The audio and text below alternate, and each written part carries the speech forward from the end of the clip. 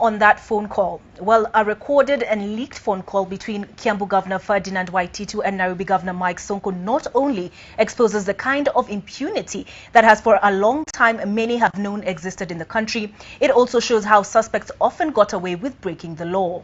The call is an illustration of just how much who you know dictates how the rule of law in many cases is applied by enforcement agencies. Governor Sonko has now taken full responsibility for the arrests, saying all suspects had been properly processed by the courts. NTV's Ken Mijungu examines the call that illustrated impunity.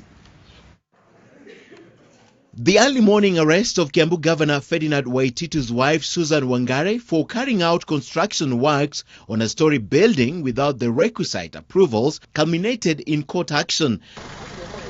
But not before a dramatic conversation between Waititu and Nairobi Governor Sonko, who also seemed to have been caught by surprise. In the audio clips shared across media platforms, Sonko is heard assuring Waititu that his wife will be released, something that eventually never happened. Bado. Ashatoka. Si mimi mwenyewe nimeongea na mama. Nimekwambia tumeongea. Sahi umeongea na nimeongea na mama. Yes. Mara ya pili? Ile mara ya kwanza nimeongea na yeye. No, ile ya pili sasa. Mimi nakwambia amechukuliwa tena na accomplishment. Hawezi, that is wrong. That is wrong. They cannot do this to a wife. No. Wewe unakuta vile tumezunguka Nairobi na wewe. Sawa my brother. Na bado tunaenda mbali. But this is not how the conversation began. Waititu, it appears, was informed by the wife of her arrest and detention by the Nairobi County Enforcement Team. Susan had erected an 8-story building without approval within the Central Business District. Waititu will then call his colleague in the Council of Governors to plead for his wife's release. He's also heard cautioning Sonko that they should slow down on the war on impunity. Wewe ukumbuke bahali tumetoka wewe. Namwachilia, mama namwachilia. Bahali tumetoka na bado tuko. First lady wako ni sawa na first lady wangu. Heshima kwanza. Bahali ujue bahali tumetoka na bado tunaenda bado tuko. Namwachilia sahi na pia upige huko juu, lakini mama mimi naachilia. Mimi navunja sheria na naachilia mama sahi. Sonko, who seemed not to have been aware of the arrest, will then make a phone call to the CEC in charge of lands to ask that Waititu's wife be released.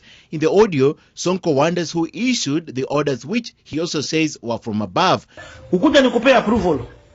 Ukiwa free. Lakini sasa waachilia watu bwana. Haya, wacha nijaribu. Waachilia watu wote bwana. Wewe sisi bado fika wakusubuana na wewe. Haya, sawa.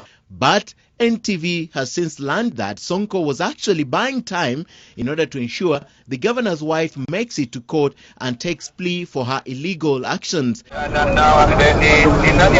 4 years ago, then Senator Sonko also made a phone call in public that saved a multi-million Nairobi estate from planned demolition.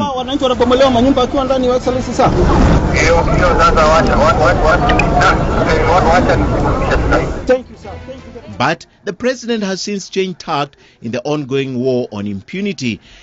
A time must come for every Kenyan to realize, no matter how powerful you think you are, no matter how much you think you know people in high position, no matter how much money you have, that will not save you. In June, at the height of the sugar scandal, President Kenyatta said everyone was fair game and he will not stand in the way of justice. I have full confidence in the agencies that we have to do their job. People are out there bandying my brother yesterday. Me, I've said, if he's guilty, I endele. Governor Sonko did let the law run its course, at least for today. Eventually, Susan Wangare Waititu was released, but by the court after having her day in the dock with 13 others. Ken Mijungu, NTV.